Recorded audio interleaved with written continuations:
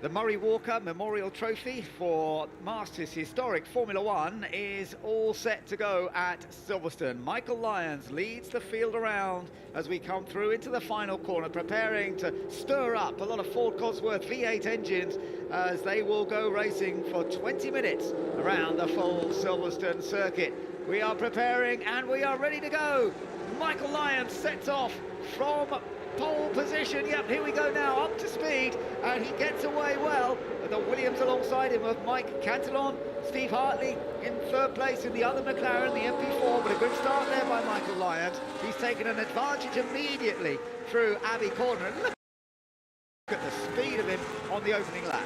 Absolutely amazing, these four cars, after we've seen the other slower sports cars earlier on. But Michael Lyons taking the lead in grid order, actually. Mike Cantillon, then it was Steve Hartley, Jamie Constable, and Lucas Halusa in fifth position. Yeah, Lucas Halusa, who won in the sports cars in the Ferrari earlier on today. He is racing in the M23, the Austrian, the 30-year-old who certainly showed us some good pace in a sports car. We'll see how he gets on in a Formula One car. You're looking at Mike Cantillon in second place, the number 7 Williams, the FW07. And he's coming under quite a lot of pressure from Steve Hartley and the MP41, a car from 1982, and a very impressive machine for Nicky Lauda and John Watson as well. We've got a few McLarens out there, a couple of Williams, Lotus as well, Ensign, Shadows, and the Tyrrells. There's the number 99 car just going through as well. That's Jamie Constable. He was the first of the Tyrrells on the grid, lined up in fourth place for the side-by-side action. But Michael Lyons is definitely in control so far. Coming through the wonderful Beckett sweepers, and great to see full Grand Prix cars going through here. That's a sight. And look at the lead that Michael Lyons has already built over the second place Williams of Mike Cantillon. But Cantillon coming under great pressure from Steve Hartley in the McLaren as they turn into the right-hander at Stowe Corner and make the short trip now downhill into the Vale and then turn left. And this is not as tight as the Grand Prix cars use. This one is the historic club corner, so they turn into the left and then the right to complete the first lap. Indeed they do, and all over the dust, over the oil that got laid down earlier, makes the visibility really hard for everybody following, I have to say, when they run over. Oh, and it's a spin for the McLaren. Oh, that Steve Hartley, I believe, has spun through Abbey Corner. We could see it from our commentary position. You haven't seen it on screen yet, but I just caught a glimpse of it out of the window. I don't know whether that was connected with going onto the sand or the dust. Oh, and that's another car that also... That's Ken Tyrrell in the number 23. Tyrrell also had a spin. Oh dear, so a result of the oil that's down. I'm surprised at that because surely maybe they weren't watching the race earlier, didn't realise, and surely on the outlap they would have seen all that dust still down. But that means that Jamie Constable's now moved up into third place. Mike Cantillon is still in second. Michael Lyons is leading the race comfortably there in car number 8. Constable lead at advantage at the moment over Cantillon in second place, Constable in third, and Steve Brooks now in fourth in the Lotus 91. And that was a great shame to see the spins, particularly for Steve Hartley. He is up and running again and may be able to make up some of the lost ground. Yes, he spun almost within the confines of the track, actually, and he ended up back on the track, selected first gear and moved away. So that was very lucky that he kept the engine running, Steve Hartley, but he has lost a lot of places. Be interesting to see him come through the field during this race. But Michael Lyons it is who's dominating at the moment as he comes down the hanger straight into Stowe Corner. That's a classic Grand Prix shot, isn't it, Ben? The long shot down towards up the hill towards Chapel Curve. Yeah, and then we've got that battle between the Tyrrell and the Lotus. This is for third place now, so a podium finish, although Steve Hartley's moving back up the order. He's got back up into fifth place. He's just moved ahead of Luca Halusa in the other McLaren, the M23 car in the background. But for the moment, it's Jamie Constable here in third in the Tyrrell, chased by the Lotus number 99. The Lotus is number 12, and through the dust they come. And this time I think they're all being a bit more sensible about not running straight across it. Yes, some of them are just catching the edge of it, but in fact, as I say that, one car drives all the way up the dust. Mark Hazel in the pits, that's a shame. In the other Williams there, that's the FW08C. Another lovely car, a car that was run in 1982, had a great deal of success, part of Rosberg's title-winning season. And it was actually the type of car that Ayrton Senna first drove in Formula, not in a race, but in testing. He drove an FW08C. That was at Donington, wasn't it? At Donington Park, that's right, in 1983. Yeah, wonderful to see, and he was impressive from the start. Now, there is Steve Hartley, so he had the spin. He's got himself back into 5th place. He's now actually chasing after Steve Brooks in the Lotus. So Steve's got some pace, even though he had that mishap earlier on, and we could see his way back. Michael Lyons is opening up a good advantage. He set fastest lap as well last time around. His gap was 3.8 seconds when they went over the line. Now Hartley is trying to close the gap to Brooks in the Lotus. Jamie Constable's got a bit more of a gap now in 3rd place in the Tyrrell, holding on to 2nd still the FW07C Williams, 1979 Williams car with ground effect, raced back in Spain in that year, car put together by Patrick Head, and Frank Durney was very much a key part of the Williams team in those days. They drew a lot of ground effect knowledge from the Lotus 79, which had come before it, and the FW07 went on to win at Silverstone, taking its first win at Silverstone, and Clay Regazzoni took the first win for Williams here back in 1979. And that FW07 is look. We've got a good battle going on now. We have indeed, yes. Steve Hartley, after that spin at Abbey on the first lap, was it the first lap or the second lap? Can't remember now. Too much has gone on. But anyway, he's recovered now to catch Steve Brooks as they come down into the right-hander at the village. They're just passing Judy Lyons there as they make their way into the tight right, now the tight left. And Steve Hartley looking for a way through, goes tight through the loop, gets alongside Steve Brooks, but he might lose out again as they go through Aintree. Brooks gives him room, but then cuts across in front, and Hartley ends up going way out onto the real estate on the outside of Aintree, and that's lost him some time. Don't do a Kimi Räikkönen. Kimi had a big spin down there a few years ago, and wouldn't want to see that. Thankfully, it didn't happen on this occasion, and Steve is still chasing down, and he's got fastest lap, so he's clearly got pace. Yes, absolutely, and this is a fabulous car, the MP4. It was the first car from McLaren of the new era of Ron Dennis, and tremendously successful it was. As they come down towards Cox Corner, this blindingly quick right-hander, they tuck in through the right, they might just, they keep well off the curbs actually, both being very good and not running wide, and up over the crest into the left-hander at Maggots, and through he goes. That's a great run from Steve Hartley to pass Steve Brooks. Yep, so he's up into 4th place, so is he still got a chance of getting a podium? I think there might still be an opportunity for him. Michael Lyons is leaping out in front, but 2nd, 3rd in particular, he's got a chance of chasing down the Tyrrell. As you say, this was a wonderful car, and in fact the same type of car with which John Watson won the 1981 British Grand Prix here in 1981. So some 40 years to celebrate. Watty winning. Man, I've commentated with many times over the years. He's actually busy this weekend commentating on elsewhere, but it's lovely to see the car that the same style of car that he did so well at Silverstone, racing hard here. It might have had a spin down at this section earlier on, but it is definitely closing up on the Tyrrell up ahead. It's the 011 Tyrrell, the 011. That's also a 1981 car, isn't it? Well, the car with Steve Hartley's car is actually the car that Watty drove in the period. He won the Caesars Palace, the Detroit Grand Prix from 17th on the grid. And here we're seeing the very unusual 6-wheel Tyrrell. This is a recreation of the car. It's not an original. It's been built up for Jonathan Holtzman, but very much with the support of the Tyrrell family, who were very much happy to give him drawings and all the specifications for this car, which actually did win a race in Sweden. Yeah, 1-2. They got a 1-2, didn't they? Yeah, that's right, but wasn't massively successful. But the idea was aerodynamics, get the front wheels much smaller by using a pair of them instead of one each side. Yeah, the problem being though that the tyre compounds and things didn't always work out quite so perfectly for them. But it's lovely to see a P34 out there. It's such a unique shape, that front end with the four front wheels. So very good to see. Meanwhile, Steve Hartley still lapping quickly and trying to close that gap down to Jamie Constable. Not quite there in sight of him. Well, it's certainly in sight, but in terms of getting alongside, he's not quite there. Ken Tyrrell, yeah, that's his name, in 9th place, up ahead of Warren Briggs at this stage. He is trying to find a bit more pace as well. Ken, the American, was also racing a Tyrrell, but not actually related to the Tyrrell family. He happens to have exactly the same name, which is fun to see.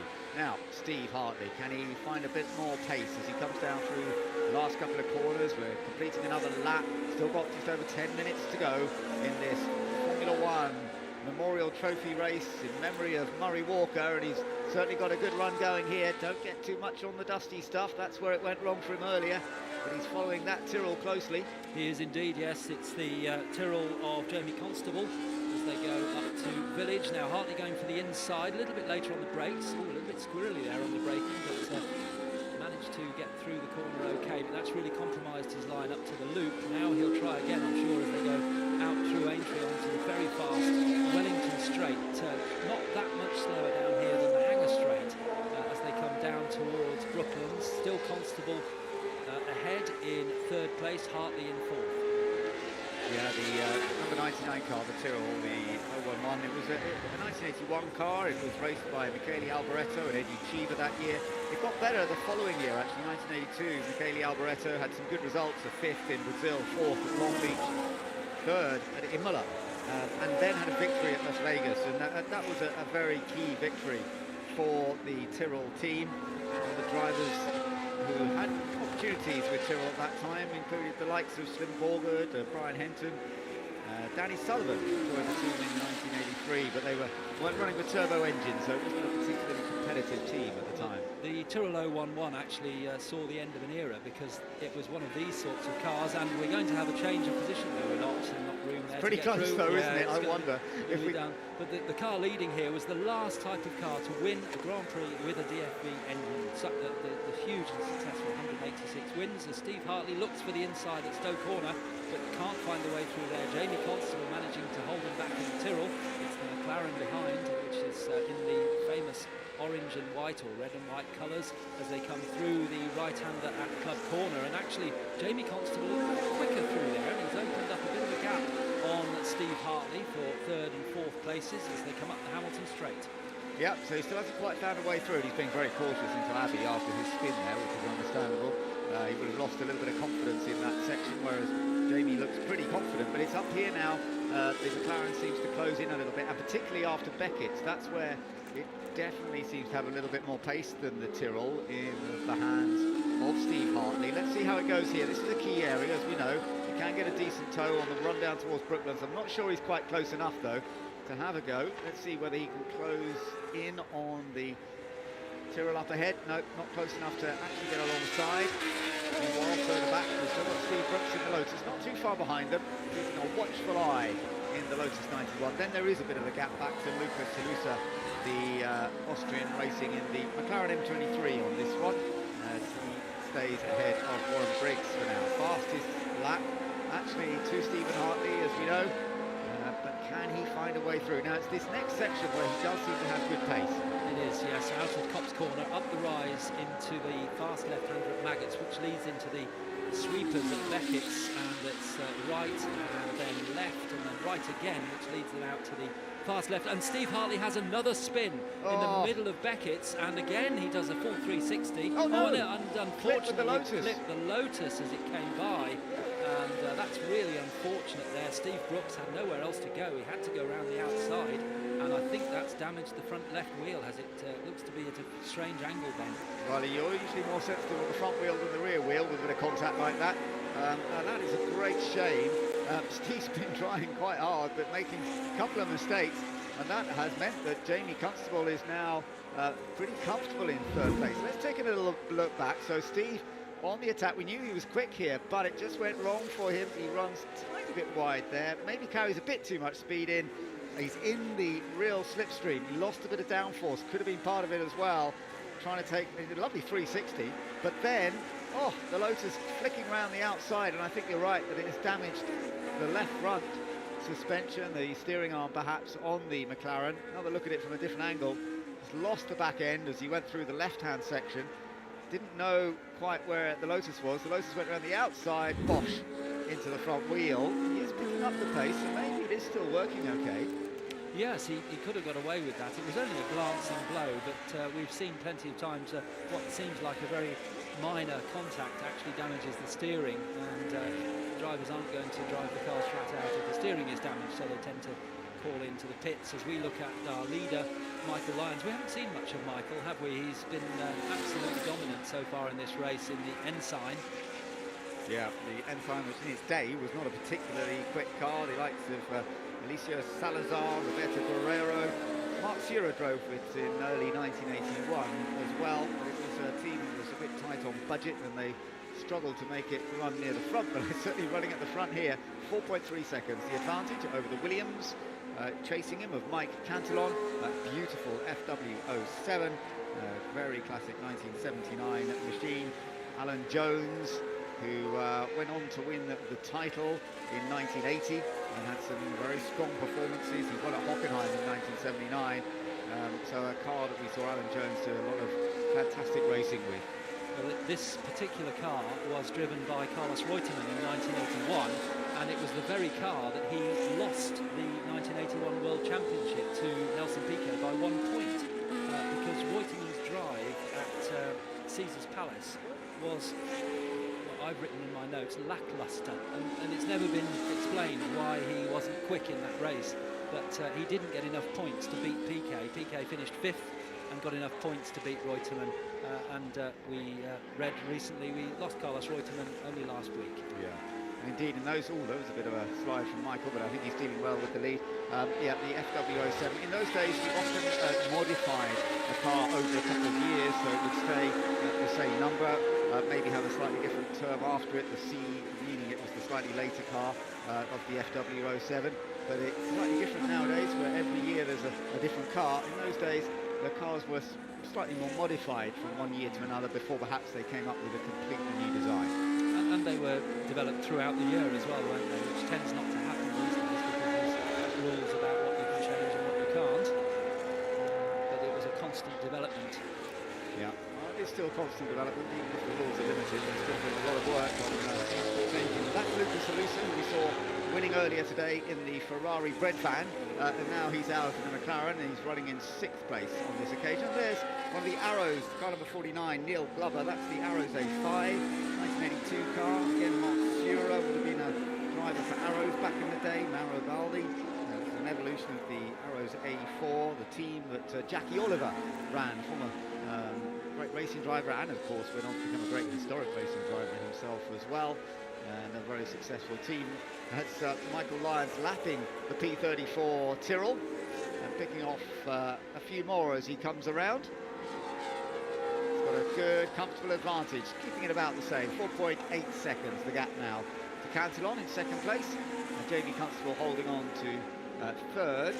Steve Brooks is still going. Yeah, he's doing a fine in the Lotus. Just trying to see how the other McLaren is getting on. Still doing a good job, actually, isn't it? Hanging on in there, Steve Hartley, despite that incident earlier. Well, he is, yeah, he's back in 4th place.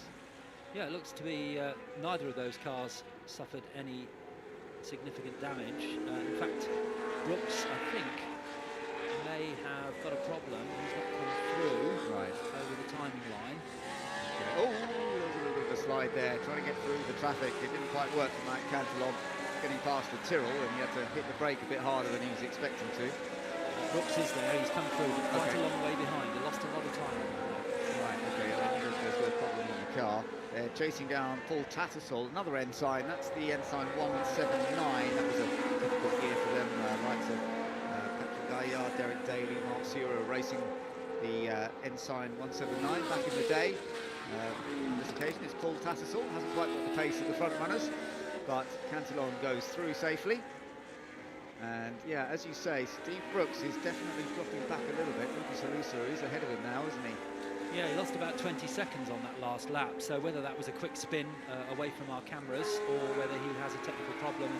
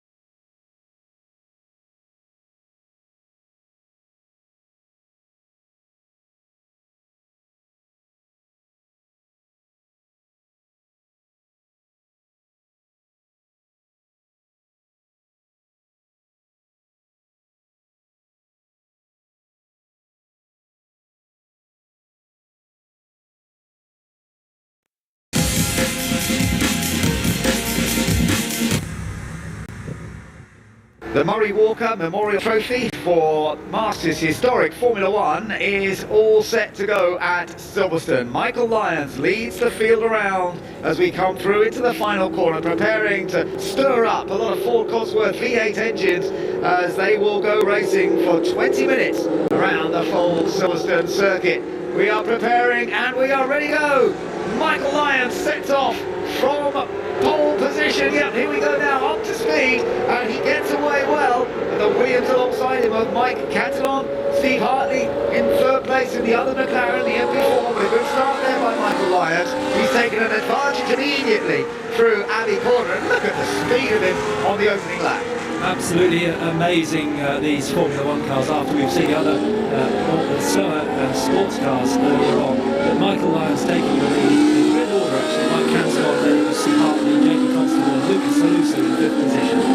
Yeah, Lucas Salusa, who won in the sports car in the Ferrari earlier on today. He is racing in the M23, the Austrian, the 30-year-old who certainly showed us some good pace in the sports car. We'll see how he gets on in a Formula One car. You're looking at Mike Cantillon in second place, the number 7 Williams, the FW07. He's coming under quite a lot of pressure from Steve Hartley and the MP41, a car from 1982, and a very impressive machine for Nick Lauda and John Watson as well. We've got a few McLarens out there, a couple of Williams, Lotus as well, Ensign, Shadow, and the Tyrrells. There's the number 99 car that's going through as well. That's Jamie Constable. He was the first of the Tyrrells on the grid, lined up in fourth place with side-by-side action. But Michael Lyons is definitely in control so far. Coming through the wonderful Beckett sweepers, and great to see full Grand Prix cars going through here. That's a sight, and look at the lead that Michael Lyons has already built over the second place Williams and Mike Cantillon. But Cantillon coming under great pressure from Steve Hartley in the McLaren as they turn into the right-hander at Stowe Corner and make the short trip now downhill into the Vale and then turn left. And this is not as tight as the Grand Prix cars use. This one is the historic club corner, so they turn into the left and then the right to complete the first lap. Indeed they do, and all over the dust, over the oil that got laid down earlier, makes the visibility really hard for everybody following, I have to say, when they run over. Oh, there's a spin for the McLaren. Oh, that's Steve Hartley, I believe, has spun through Abbey Corner. We can see it from our commentary position. You haven't seen it on screen yet, but I just caught a glimpse of it out of the window. I don't know whether that was connected with going onto the sand or the dust. Oh, and that's another car that also... That's Ken Tyrrell, yeah. In the number 23. Tyrrell also had a spin. Oh dear. So as a result of the oil that's down, I'm surprised at that, because surely maybe they weren't watching the race earlier, didn't realise, and surely on the outlap they would have seen all that dust still down. But that means that Jamie Constable's now moved up into third place. Mike Cantillon is still in second. Michael Lyons is leading the race comfortably. They're in car number 8. Constable lead at advantage at the moment over Cantillon in second place. Constable in third. And Steve Brooks now in fourth with the Lotus 91. And great shame to see the spin, particularly for Steve Hartley. He is up and running again and may be able to make up some of the lost ground. Yes, he spun almost to let the confines on track. He ended up back on the track, selected first gear and moved away. So that was very lucky that he kept the engine running. Steve Hartley, he has lost a lot of impetus. It'll be interesting to see him come through the field during this race. But Michael Lyons it is who's dominating at the moment as he comes down the hanger straight into Stowe Corner. That's a classic Grand Prix shot, isn't it, Ben? The long shot down towards, up the hill towards Chapel Firth. Yeah, and then you've got that battle between the Tyrrell and the Lotus. This is for third place now, so a podium finish, although Steve Hart's moving back up the order. He's got back up into fifth place. He's just moved ahead of Luca Halusa in the other McLaren, the M23 car in the background. But for the moment, it's Jamie Constable here in third in the Tyrrell, chased by the Lotus number 99. The Lotus is number 12. And through the dust they come. This time I think they're all being a bit more sensible about not running straight across it. Yes, some of them are just catching the edge of it, but most of them keeping off it. In fact, as I say that, one car drives all the way up the dust. Mark Hazel in the pits, that's a shame, and the other Williams there, that's the FW08C. Another lovely car, a car that was run in 1982, had a great deal of success, part of Rosberg's title-winning season. And it was actually the type of car that Ayrton Senna first drove in Formula, not in a race, but in testing. He drove an FW08C. I was at Donington. At Donington Park, that's right, in 1983. Yeah, wonderful to see. And he was impressive from the start, of course. Now, there is Steve Hartley. So he had the spin. He's got himself back into 5th place. He's now actually racing after Steve Brooks in the Lotus. So Steve's got some pace, even though he had that mishap earlier on. I mean, it's good to see him fight his way back. Michael Lyons is opening up a good advantage. He set past that as well. Last time around, his gap was 3.8 seconds when they went over the line. But now Hartley is trying to close the gap to Brooks in the Lotus. Jamie Constable's got a bit more of a gap now in 3rd place in the Tyrrell. Holding on to 2nd still, the FW07C Williams, 1979 Williams car with ground effect, raced back in Spain in that year, car put together by Patrick Head, and Frank Durney was very key part of the Williams team in those days. They drew a lot of ground effect knowledge from the Lotus 79, which had come before it, and the LW07 went on to win at Silverstone, taking its first win at Silverstone, and Nick Riccatoni took the first win for Williams here back in 1979. FW07 is the car that's running in 2nd, but look, we've got a good battle going on now. We have indeed, yeah. Steve Hartley, after that spin at Abbey on the first lap, was it the first lap or the second lap? Can't remember now. Too much has gone on, but anyway, he's recovered now to catch Steve Brooks as they come down into the right-hander at the village. They're just passing Judy Lyons there as they make their way into the tight right, now the tight left, and Steve Hartley looking for a way through, goes tight through the loop, gets alongside Steve Brooks, but he might lose out again as they go through Aintree. Brooks gives him room, but then cuts across in front, and Hartley ends up going way out onto the real estate on the outside of Aintree, and that's lost him some time. Don't do a Kimi Räikkönen. Kimi had a big spin down there a few years ago. Wouldn't want to see that. Thankfully, it didn't happen on this occasion. Steve is still chasing down, and he's got fastest lap, so he's clearly got pace. Yes, absolutely, and this is a fabulous car, the MP4. It was the first car from McLaren of the new era of Venice, and tremendously successful it was. As they come down towards Cox Corner, this blindingly quick right-hander, they tuck in through the right, they might just, they keep running the curves actually, both being very good and not running wide, and up over the crest into the left-hander banks, and through he goes. That's a great run from Steve Hartley to pass Steve Brooks. Yeah, so he's up in the 4th place, so is he still a chance of getting a podium? I think there might still be an opportunity for him.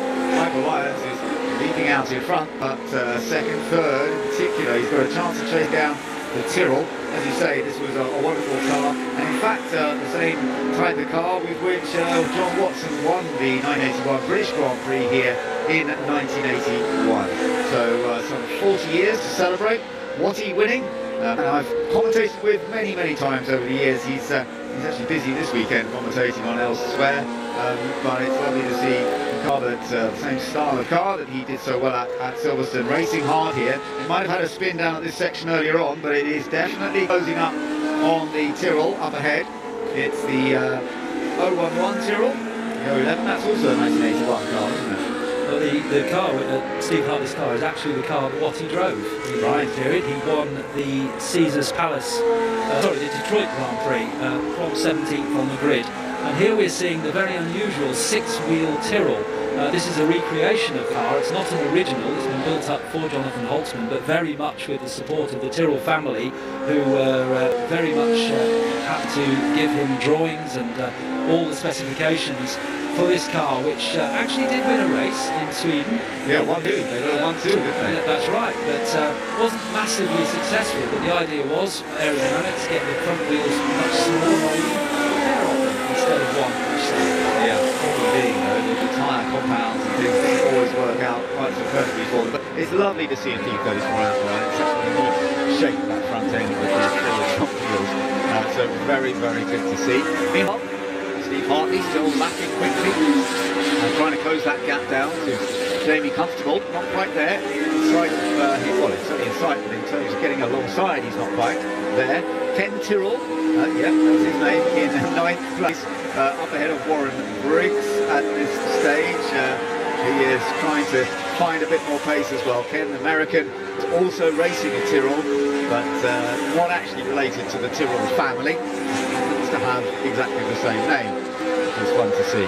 Now, Steve Hartley, can he find a bit more pace as he comes down through the last couple of corners? We're completing another lap. Still got just over 10 minutes to go in this Formula One Memorial Trophy race in memory of Murray Walker, and he's certainly got a good run going here. Don't get too much on the dusty stuff. That's where it went wrong for him earlier. But he's following that Tyrrell closely. He is indeed, yes. It's the Tyrrell of Jamie Constable as they go up to Village. Now Hartley going for the inside, a little bit later on the brakes. A little bit screwy there on the braking, but managed to get through the corner okay. But that's really compromised his line up to the loop. Now he'll try again, I'm sure, as they go out through Aintree onto the very fast Wellington Straight. Not that much slower down here than the Hanger Straight as they come down towards Brooklands. Still Constable ahead in third place, Hartley in fourth.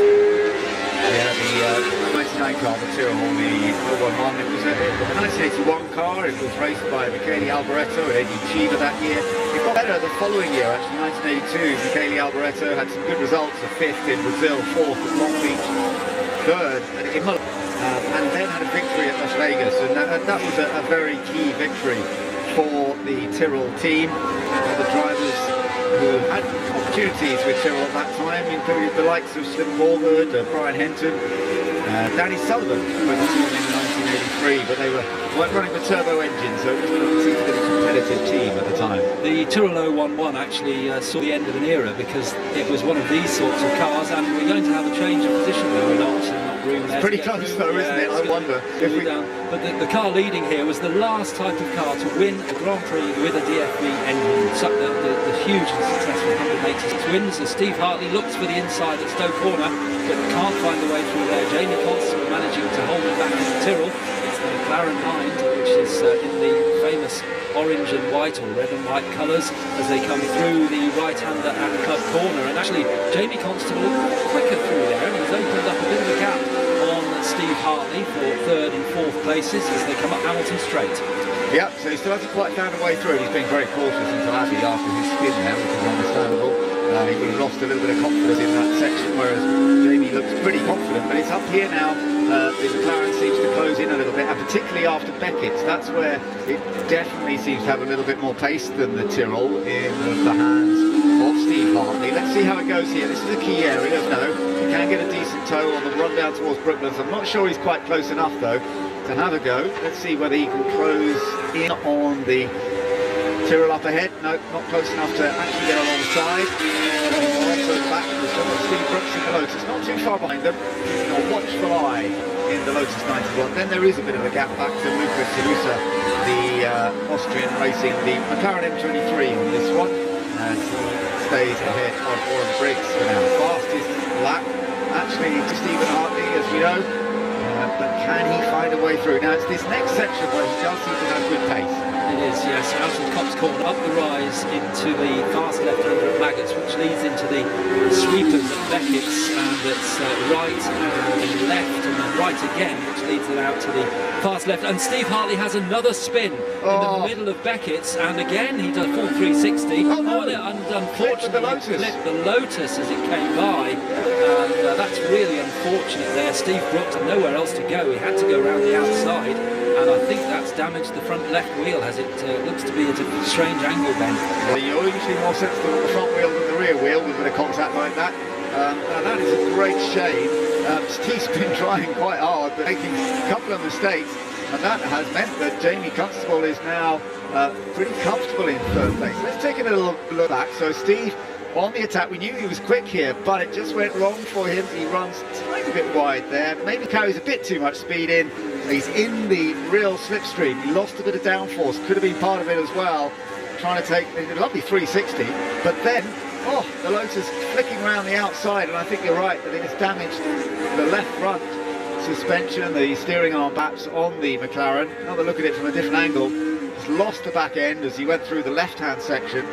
Didn't know quite where the Lotus was. The Lotus went around the outside, bosh, into the front wheel. He is picking up the pace, so maybe it is still working okay. Yes, he could have got away with that. It was only a glancing blow, but we've seen plenty of times what seems like a very minor contact actually damages the steering, and drivers aren't going to drive the cars flat out if the steering is damaged, so they tend to call into the pits. As we look at our leader, Michael Lyons. We haven't seen much of Michael, have we? He's been absolutely dominant so far in this race in the Ensign. The Ensign was his day, was not a particularly quick car. The likes of Alicia Salazar, Roberto Borrero, Mark Stewart drove it in early 1981 as well. But it was a team that was a bit tight on budget and they struggled to make it run near the front, but certainly running at the front here. 4.3 seconds the advantage over the Williams. Chasing him of Mike Cantillon, that beautiful FB07, very classic 1979 machine. Alan Jones, who went on to win the title in 1980 and had some very strong performances. He won at Hockenheim in 1979. So a car that we saw Alan Jones do a lot of fantastic racing with. Well, this particular car was driven by Carlos Reutemann in 1981, and it was the very car that he lost the 1981 World Championship to Nelson Piquet by 1 point, because Reutemann Drive at Caesars Palace was, I've written in my notes, lacklustre, and it's never been explained why he wasn't quick in that race, but he didn't get enough points to beat Piquet. Piquet finished 5th and got enough points to beat Reutemann, and we read recently we lost Carlos Reutemann only last week. Yeah, indeed, and those, that was a bit of a slide from Michael, but he's dealing well with the lead. Yeah, the FW07. In those days, we often modified a car over a couple of years, so it would stay at the same number, maybe have a slightly different term after it. The C meaning it was the slightly later car of the FW07, but it's slightly different nowadays, where every year there's a different car. In those days, the cars were slightly more modified from one year to another before perhaps they came up with a completely new design. And they were developed throughout the year as well, weren't they? Which tends not to happen these days because there's rules about what you can change and what you can't. But it was a constant development. Yeah, well, it's still constant development. The rules are limited. There's still a lot of work on that's Lucas Alusa, who we saw winning earlier today in the Ferrari Bread Van, and now he's out of the McLaren and he's running in 6th place on this occasion. There's one of the Arrows, car number 49, Neil Glover. That's the Arrows A5, 1982 car. Again, Mark Stewart would have been a driver for Arrows back in the day. Mauro Baldi, an evolution of the Arrows A4, the team that Jackie Oliver ran, former great racing driver, and of course went on to become a great historic racing driver himself as well. And a very successful team. That's Michael Lyons lapping the P34 Tyrrell and picking off a few more as he comes around. He's got a good, comfortable advantage, keeping it about the same. 4.8 seconds the gap now to Cantillon in 2nd place. And Jamie Constable holding on to 3rd. Steve Brooks is still going.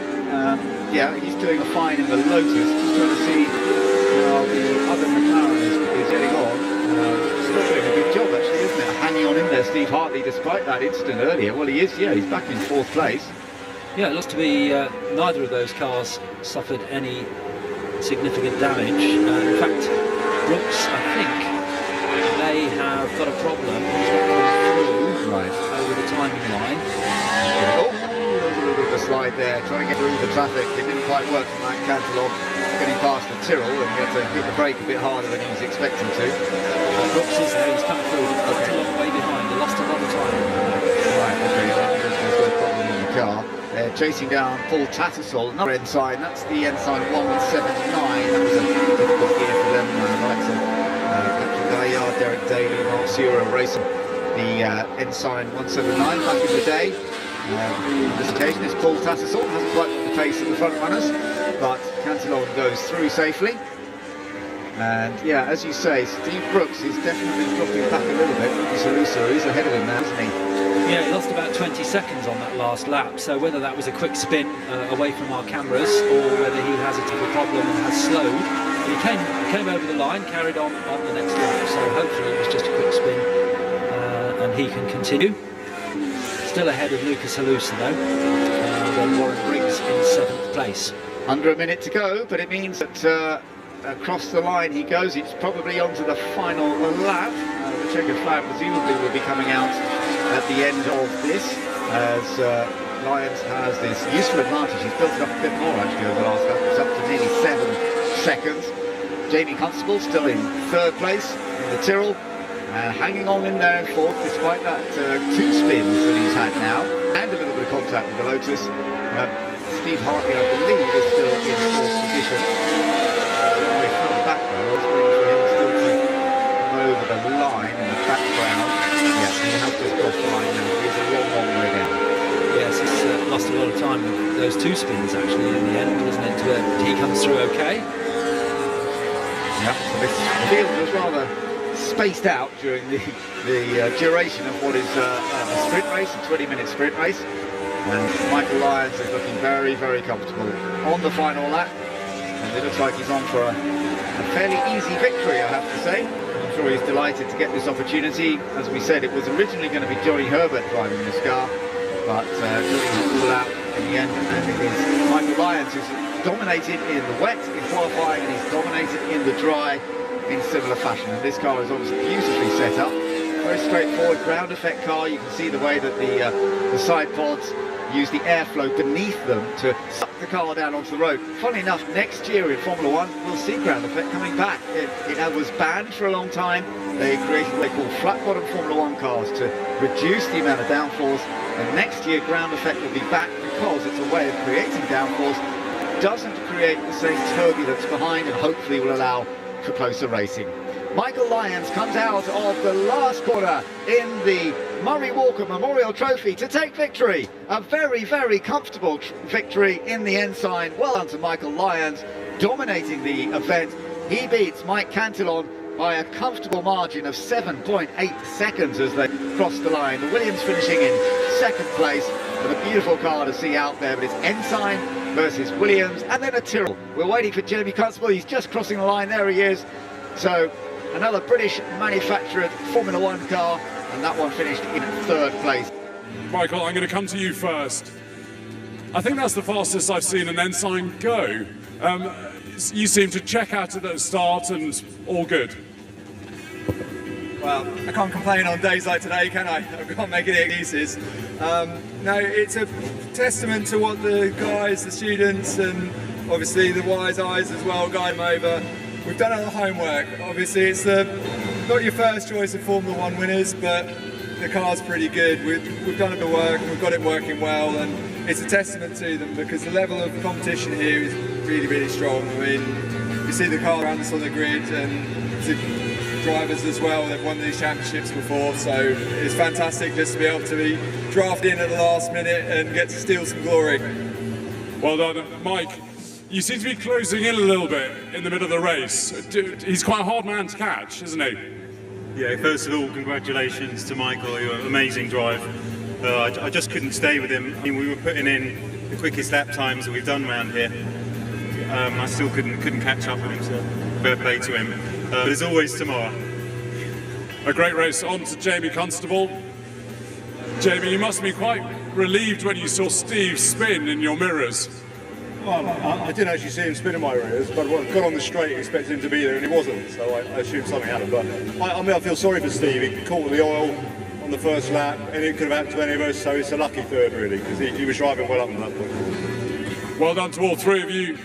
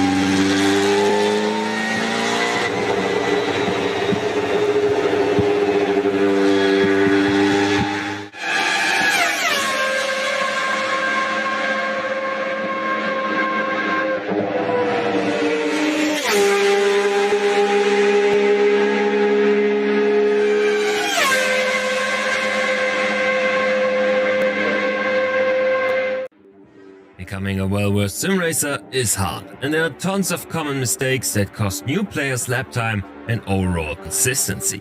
To ensure that this doesn't happen to you, I gathered the top 5 biggest beginner mistakes you should avoid in sim racing and how you easily can fix them.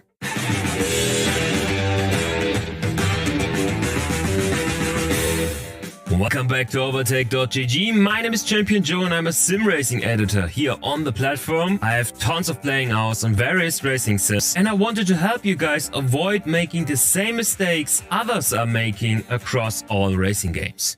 So let's get started with mistake number 1, and that's not using the whole track. When you're just getting started with sim racing, staying on track is usually the most important point for newcomers.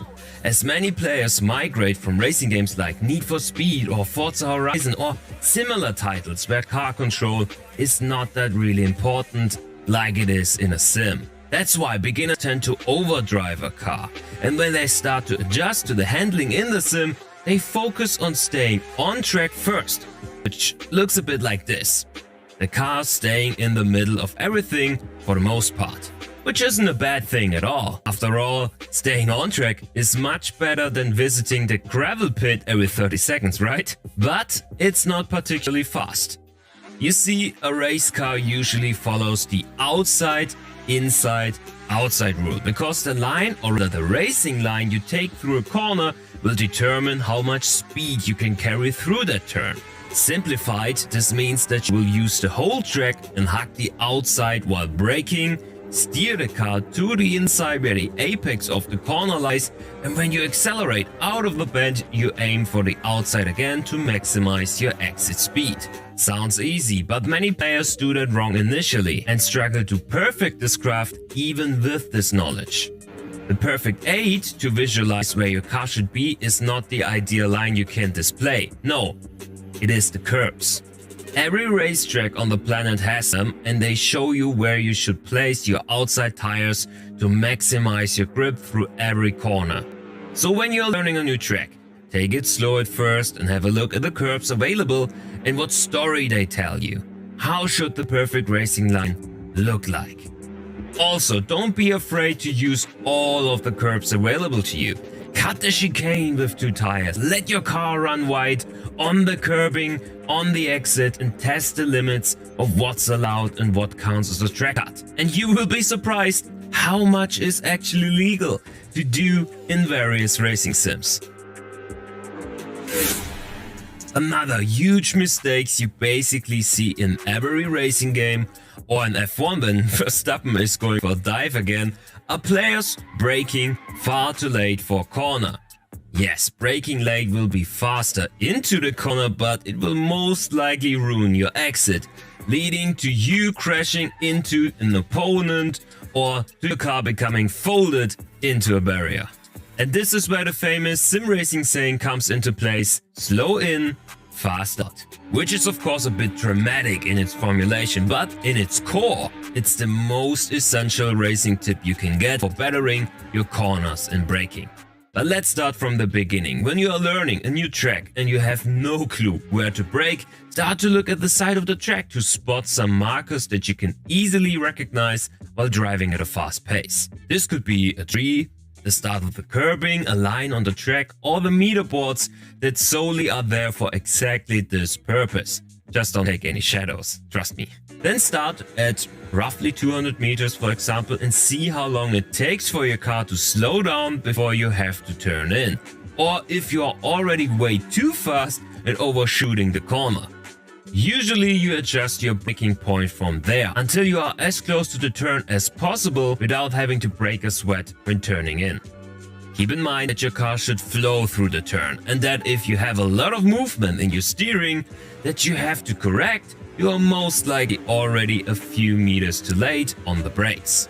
Practice makes perfect here, and when you feel comfortable with your braking and driving overall on track, maybe search for tutorials on trail braking next, as this will further lower your braking distance in the future. But that's more of an intermediate technique and too advanced for today. But if you would like to see a video from us about that topic, let us know in the comments down below.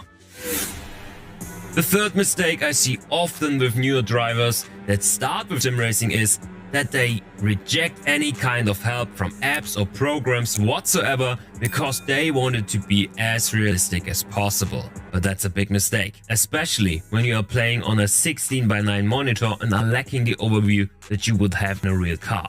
Of course, upgrading to an ultra-wide monitor, VR goggles or triple screens can help you with that, but many of us don't have the money, which is why you should get all the help you can get from nifty programs. And there are many good ones out there. You should definitely consider getting a car radar. It shows you the cars around you, which will help dramatically to stay safe in side-by-side situations on track and to keep you cool under pressure. And there's even a program that can help you with your overview while also making you feel like you are still playing by the rules of the real world. This program is called Crew Chief, a free tool that will act as an engineer and spotter by radio.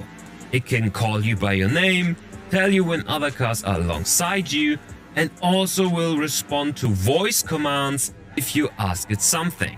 For example, you're driving in an online race, you have all the HUD elements turned off for the complete immersion and want to know what your position on track is, you can just ask, "What's my position?" P15. What an awesome tool. Everybody should use it. A link can be found, of course, in the video description. Mistake number 4 is a big one and treated with a technique that real racing drivers have to learn as well to adjust to the speed and to the low reaction times. Because for many beginners in sim racing, their vision while driving is incorrect. Usually when driving a car in real life, for example when driving through a city, the vision of the driver sits right in front of the car. You observe everything that's happening right in front of you, like traffic signs, construction sites, road markings, or people crossing the street. Because your speed is lower, when you spot something you have to react to. Like when approaching a corner, you have more than enough time to react to it.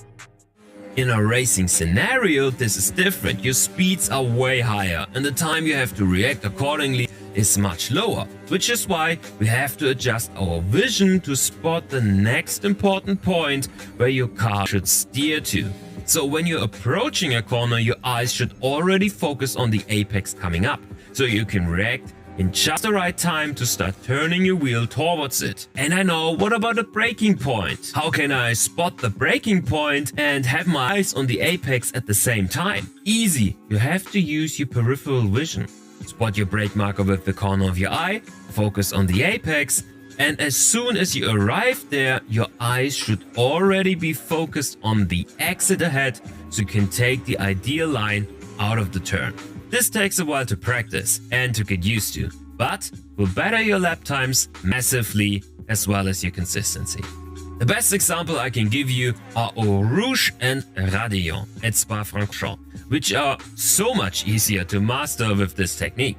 Because the speed here is so high and the time to hit the perfect moment to start steering is so slim that every millisecond counts. So by having your eyes already on the inside while driving down into Eau Rouge makes it way easier to get out on the other side in one piece and to avoid cutting the track while doing so. Our last tip has to do with your attitude. What's your motivation to go racing? Only to win? Then get ready for a bumpy ride. Because compared to other esports titles out there, everybody on track is on their own and you are the only player in your team. Winning is always a 1 versus 20, 25 or even more situation. So if your only goal is to win every race, you will most likely get disappointed and lose interest in the hobby super quickly. My tip is to be your own rival and to find joy in the racecraft. Because every race is also a competition against your past best. Try to maximize your pace when you are driving without anyone around, alone in a race in P10 for example. Use the Delta display to shave off tenths each lap and to always be your best self, even though people around you might be way faster. Also learn to enjoy racing and not only overtaking, but also clean defending and long battles on track without contact with your opponent. If you start to value those situations, online racing will become the best possible experience you can have. If the outcome of battles is not as important than the battle itself, you can fully savor the moment without being disappointed if you only come home 13th in the end of a race. Of course, I'm not saying that you shouldn't try to be the best guy on track. That's also a lot of fun. But it's not the only thing that makes racing exciting. So keep your heads up, keep your fights as clean as possible at all times, and just try to enjoy yourself. What are your tips you would pass down to a beginner? Let me know in the comments down below. But that's it already from me today. Thank you so much for tuning in, and see you next time around. Cheers!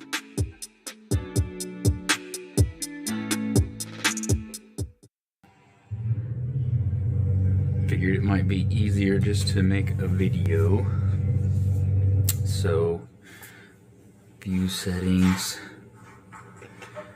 Oh wait, no, it's in the driving menu. View settings. Height I have at 2.9. I don't know how good you can see that. Maybe if I would stop slapping my head around. Lateral 0. Distance 8.9. So usually though, what I do, because it is probably going to be different in the Lexus, but what I generally tend to do is just watch my left bezel there, and I put the A-pillar there. It depends on the car. It doesn't always work out well, because sometimes that'll make you way too far in, but I do like to get that A-pillar over in there. That usually tends to be about the right distance. You can measure like you're supposed to, but I usually don't. Field of view I have at 58 degrees, which is going to be set in your triple settings, and then pitch 0. Motion, I have all that stuff off. I hate that stuff. I'm not real sure what this is. I think that has to do with lock with wheel, but I have that off too. I don't like it to be dancing around while I'm driving. If you have a single monitor, it's fine, because I mean it helps you to see a little bit more, but I hate it personally. I also don't like to see the wheel. I've got a wheel here. I don't need to see it on the screen, so I turn that off, but that's again personal preference. Mirror FOV, which I guess it will affect this one. I think that's more for the in-game mirror. I don't know. Anyways, 90, 15 scale, and then zeros on the other. So this is probably the main one. This I did measure to my head, so you probably know this already. It's from the center of the screen to your eye. I think 550 millimeters is around 24 inches, I'm pretty sure. And then so I measured this, which I think you have 32s as well, and the bezel is effectively 0. Yours is going to be a little more. If you didn't, I don't know if the strips I sent you worked or not. They were kind of small, so if they didn't work, that's probably why. But essentially it's 0 if you're using these. Otherwise you need to measure the distance, and then you put that in the bezel width. But 70 millimeters. And then my angle, I didn't get a protractor out. I just sort of guesstimated at 60 and looked to see, where it looked the best when I changed it. But 60 seems to be the number that looks the best for me. And you can kind of see, like when you change it, it wings it way out, and it makes it look stupid if you go too far. And then like if I go into 55 or something, I don't know, maybe it looks better. It's hard to say. I've just been driving at 60 forever, and it seems to kind of be pretty close. It may be off a little bit. I didn't do any math or anything, but I think the main one is distance from the screens, which is essentially going to do the same as your seat distance, the way I understand it, except seat distance moves you forward in the car, and if you change the FOV, it actually warps things. So you want to have the FOV correct, and then move the seat distance, and then the screen width. So that's probably, I'm guessing the screen width might be why you can't see your mirrors, but that's also another test that I do. Like if I get in a car and set it to the A-pillar in the bezel there, and I can't see this mirror, then I'm done, because why have triples? So I want to be able to see out of this window and this window for sure. Whether or not that's like absolutely perfect field of view or not, I definitely want to be able to see out of these two windows because that's the reason I bought triples. Anyway, that may have been more than what you were looking for, but that's my settings. Hey guys, Will here. So today is a very exciting day for us here at Boosted Media as well as sim racing in general. We get to introduce a brand new ecosystem from Logitech into sim racing. So this is the G Pro series of products, the G Pro Direct Drive Racing Wheel and G Pro pedals. Now the focus of today's video is going to be the wheelbase. We hopefully will have the pedal review live at the same time as well if all goes to plan. Today we're going to be diving into all the details around the brand new Direct Drive G Pro Racing Wheel and find out whether this is the product for you. So let's go.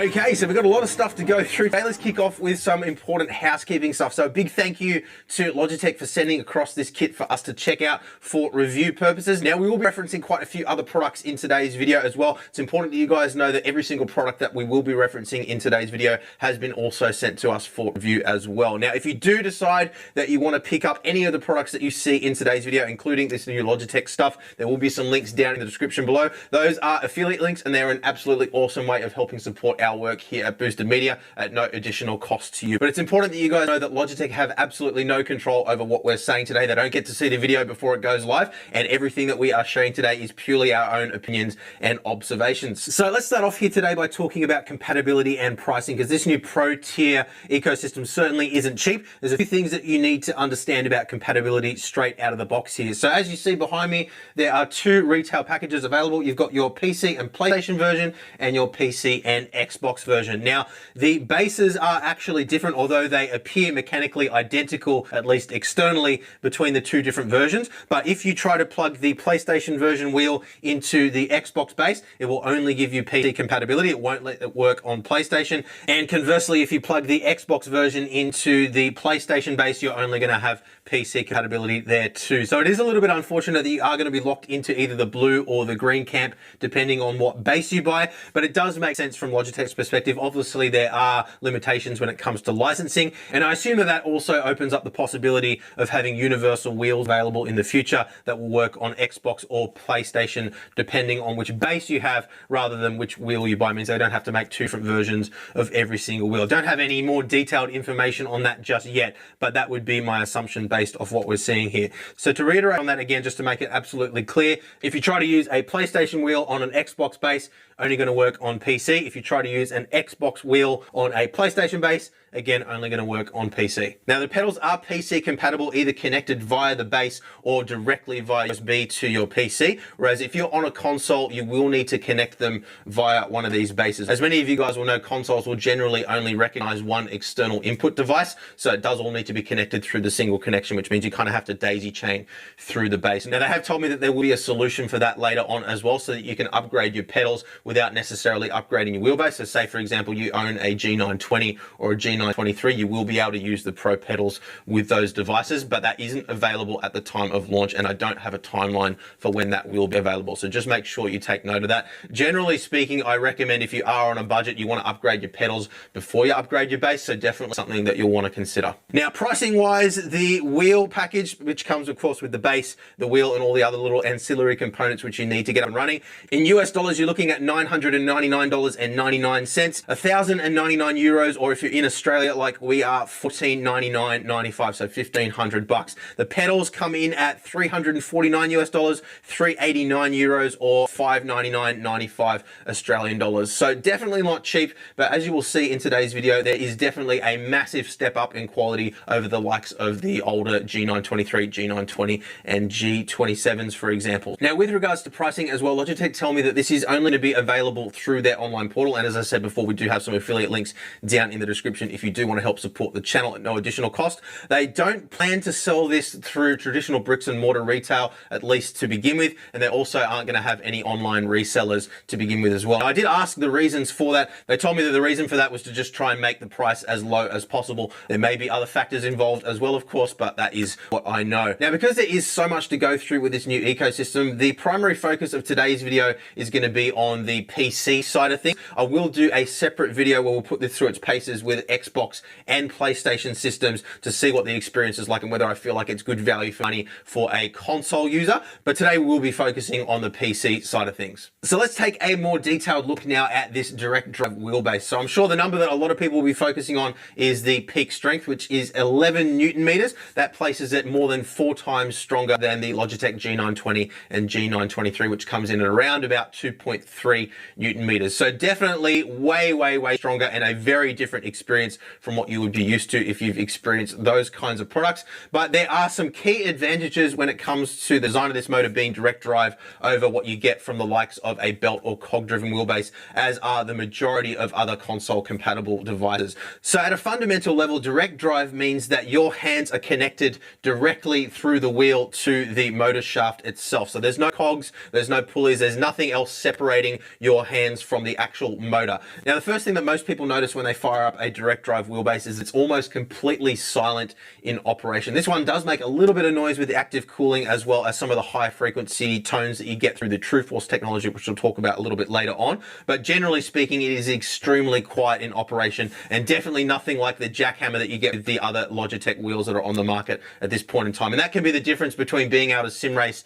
in an evening when you've got kids asleep, or your wife might try to sleep in the next room, maybe somebody's trying to study, or maybe your neighbors are constantly complaining if you live in an apartment block. So this could well be a game changer for that alone for you guys, as would be any other direct drive wheelbase if you're stepping up from a belt or cog driven wheelbase.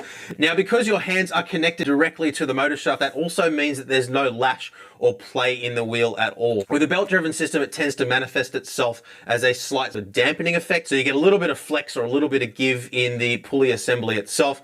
And that overall means a loss of fidelity in terms of what you're feeling through the wheel. You can imagine if you've got the motor changing directions really quickly and it's connected to a belt, a lot of that really rapid movement is going to be absorbed and dampened by the belt itself and not actually come through to what you're feeling in your hands.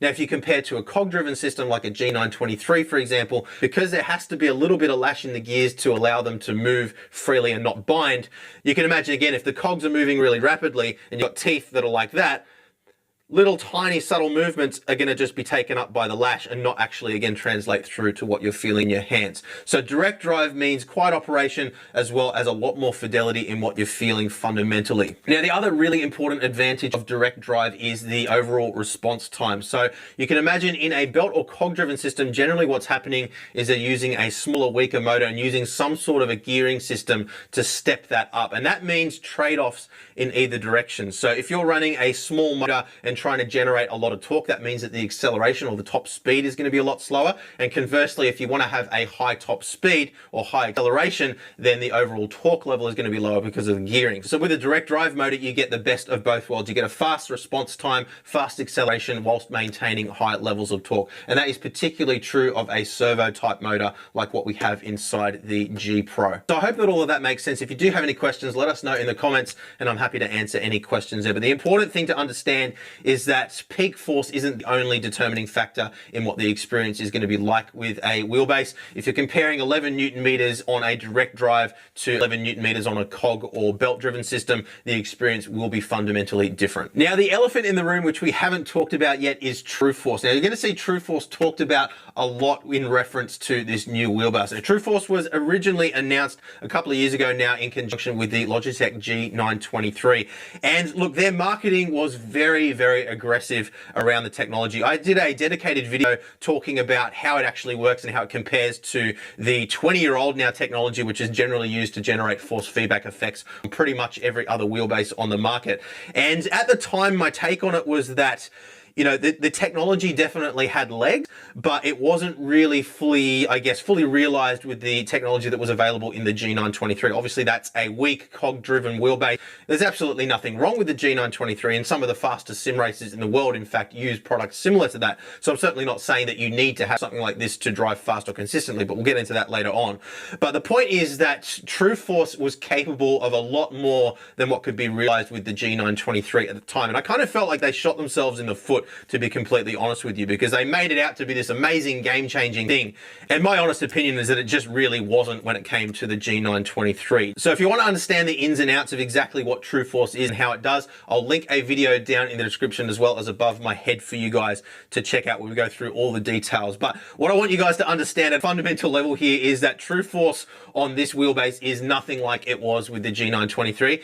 In the context of this wheelbase, it is generally something that adds quite a significant amount to the overall racing experience.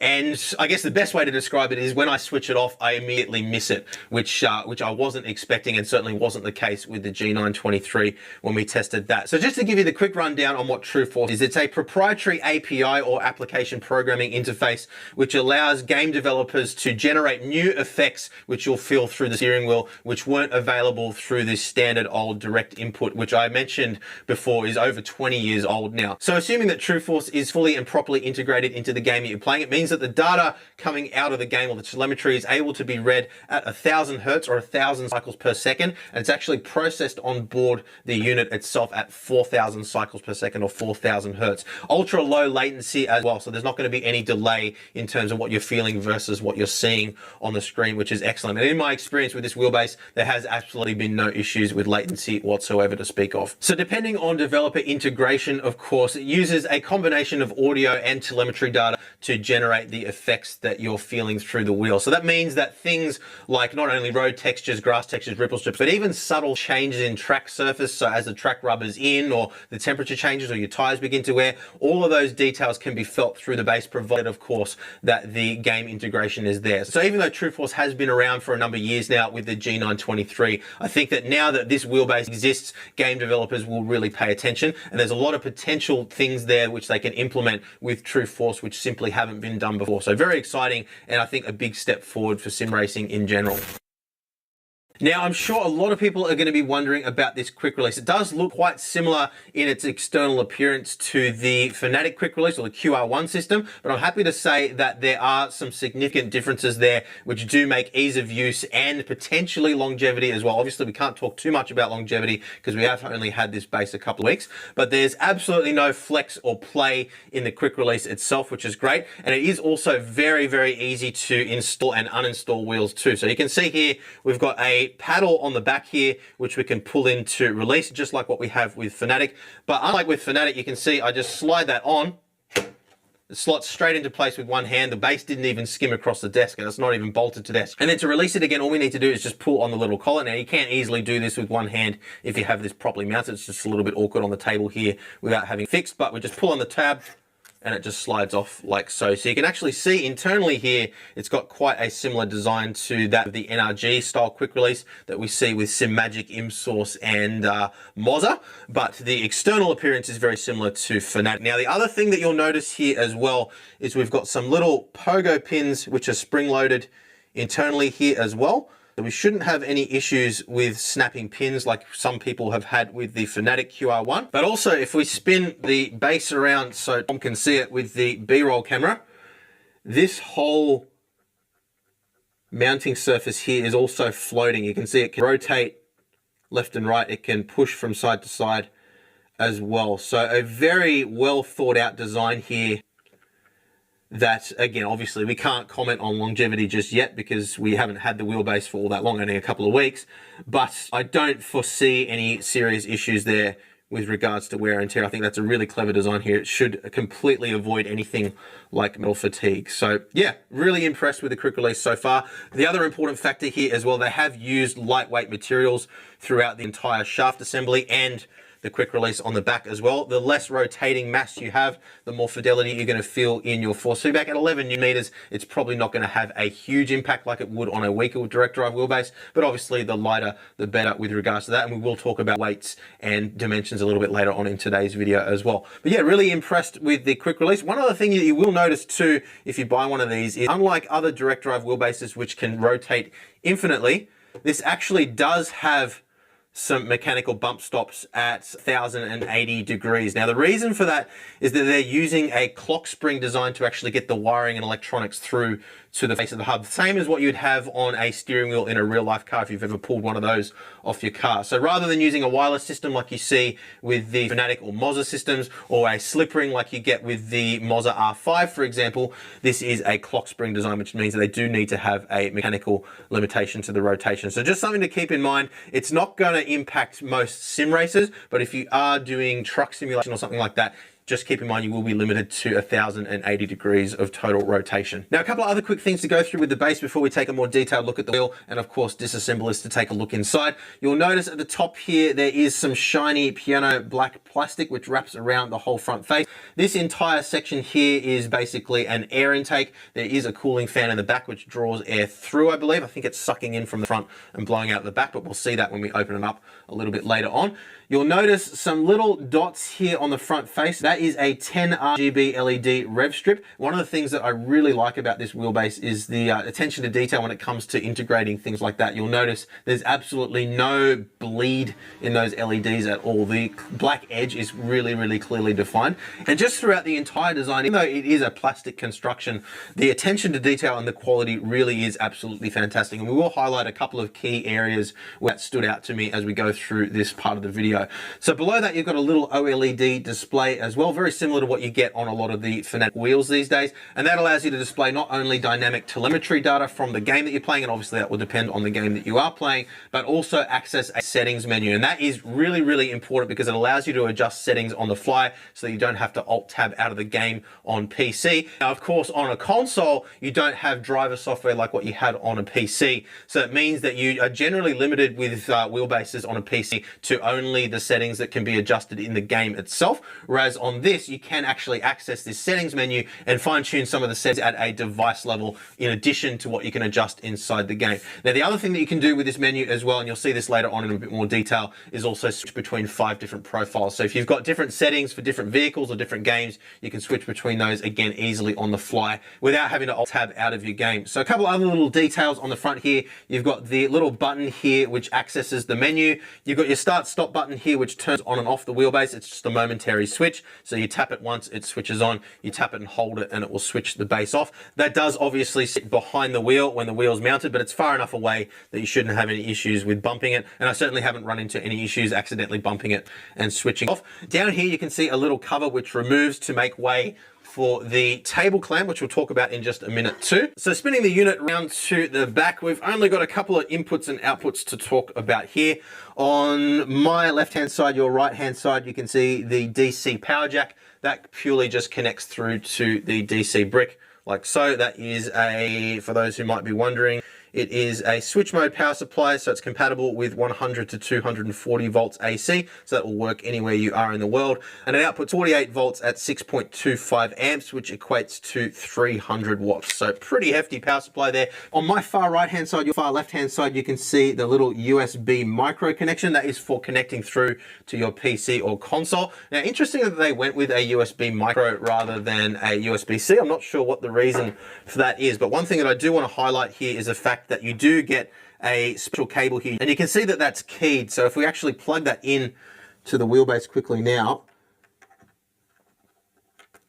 that actually slots into the plastic there. So it provides somewhat of a strain relief there. It just means that if you step on the cable, it's going to likely tear the cable before it damages and tears the USB connection off the motherboard inside the unit itself, or the breakout board, I should say. So a good design there. And this, again, it's just these little attention to detail things that I think make a big difference here. Now, next to that, you can see 3 USB ports. Now, that is using a proprietary protocol. So what that means is that you can't just use it like a USB hub and connect anything that you want. The reason for that, I believe, is due to console licensing. They obviously want to maintain control over what you can and can't connect so that they can maintain a consistent user experience and not have compatibility issues. So even though they look like standard USB-A ports, and they are, it is a proprietary protocol. Hopefully we'll get a little bit more information over time on exactly what accessories will be compatible with this. And as we mentioned earlier on, if you are using this on a console at the time of launch and you want to use the G Pro pedals, you will need to connect them via these USB USB ports on the back to use them with console. If you are on a PC, then you can connect the pedals directly through to the PC or connect them via the wheelbase. The advantage of connecting via the wheelbase is that you can adjust some of the parameters relating to the pedals directly through the settings menu that we talked about a moment ago. And that is pretty much everything in terms of inputs and outputs. You can see the unit is quite an interesting design here, as I mentioned before, drawing air in through the front. And I can actually see from the back here, the fan is facing that direction. So it's drawing air from the front through to the back. As I mentioned earlier, plastic construction in terms of the external appearance, other than the little mounting area on the bottom. So in terms of physical dimensions, it is a bit of a weird shape here. And one of the things that you will need to consider is the footprint overall, because it will block some of the view if you'd like to have your screen mounted low. And again, we'll talk about that when we get up on the rig a little later on. But length is 290 millimeters, width is 305 millimeters at the widest point, 200 millimeters high, and the base weighs in at 7 kilograms. And you can see I've removed the little port cover here off the front to make way for the table clamp. Now, something that really did impress was just how sturdy this table clamp is. So you've got 80 millimeters clearance vertically and 40 millimeters clearance horizontally here. So you can imagine if you've got this mounted to a table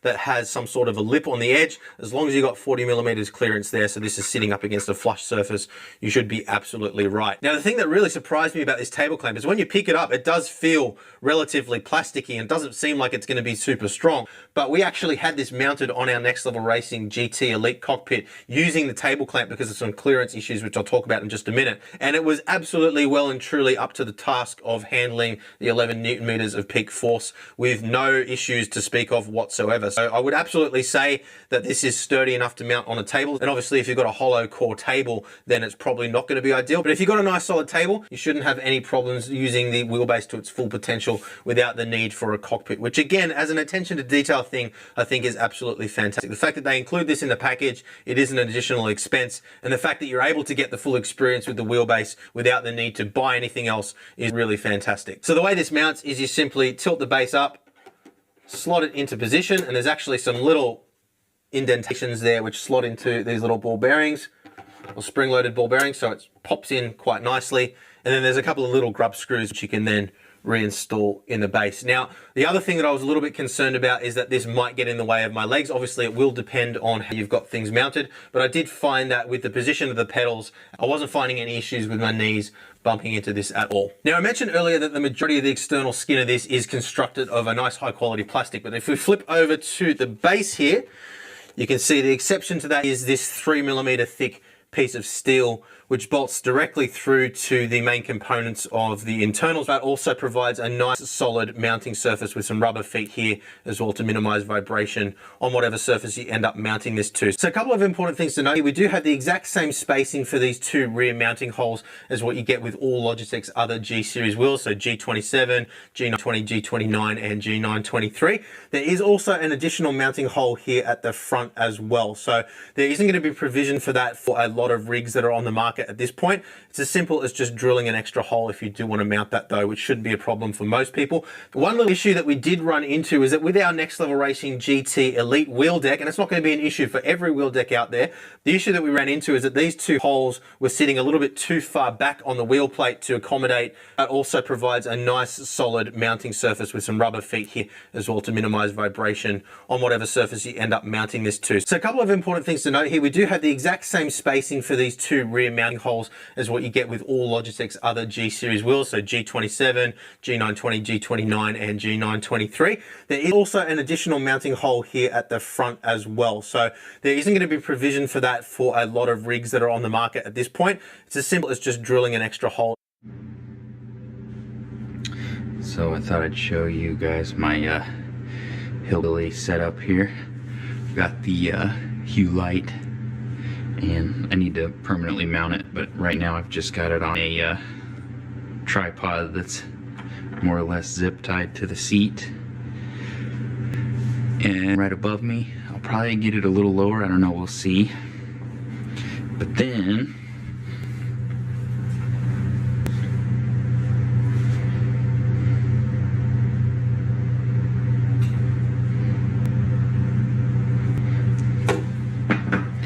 so it's still on up there,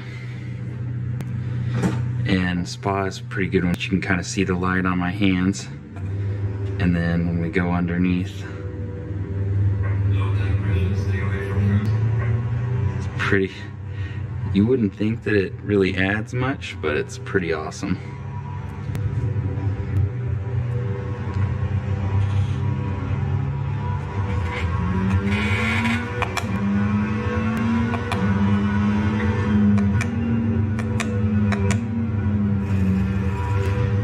Just in a daylight part like this, you know, it adds a little bit of light to me, I guess, but it doesn't really matter. And it does have some weird, like it picks up on the colors on the screen. But once you get like to the back straight or like here, I don't know how well you can see like on my hands, but when you go underneath the shadow, I haven't really tried it for night races yet, but I imagine that's going to be pretty cool too, like all the lights from people. And I'm going to set up, I have 2 of these light bars, so I'm going to set one up on either side, and that probably will make it even a little crazier. But yeah, for 80 bucks with the hub, that's not too bad.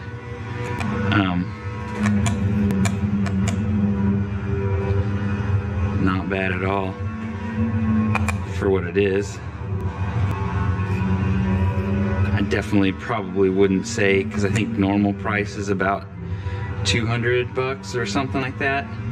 I don't know if I would pay $200 for it, but for 80 bucks, I would say it was worth it. And it was really easy to set up. There's a lot of videos on YouTube on how to set it up. I probably need to change it a little bit so that it doesn't reflect on the screen up there. I mean, it does a little bit. It's really not distracting. It's more my little bezel hider up here that it reflects on. But for the most part, I'm pretty impressed. Shadows are now my favorite thing in the game. I haven't really tried it with any other games. I feel like the Nürburgring or something on this would be really cool.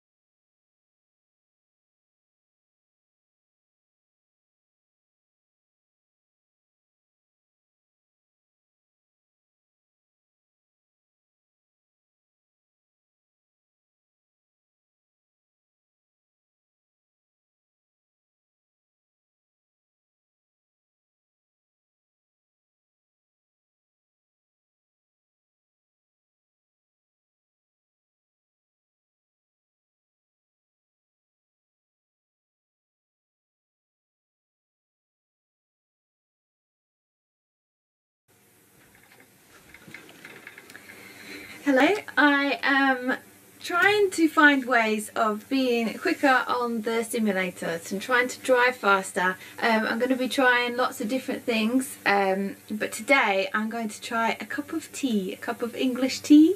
The contraption on my head is monitoring my brainwaves, which you can see on the top right monitor, and I've also got a heart rate monitor on top left. I'm trying out Silverstone because I've done it before and I've already set a time on here. So I'm going to warm up first, and then I'm going to try a cup of tea in a bit and do an hour session to see if I can drive quicker.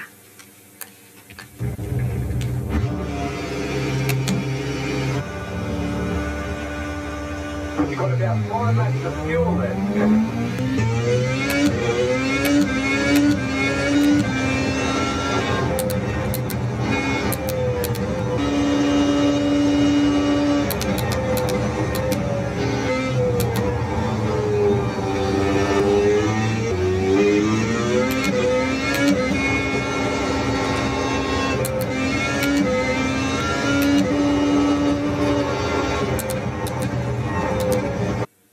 Okay, so I've done my practice session, about 20 minutes of warm up, 25 minutes. I've done some 121s and some 120s, so not far off my personal best. I had a couple of green sections where I was quicker than my personal best, so overall I feel like I'm quite consistent now. I'm ready to have a cup of tea, so here it goes.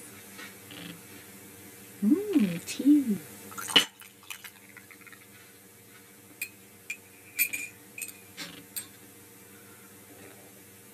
It's going to take a while to drink.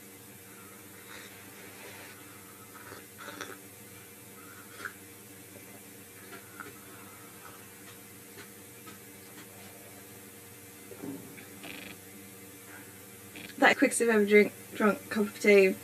I'm absolutely boiling. Right, I'm going to crack on and start my hour straight away. And we'll see if a cup of tea can make you quicker.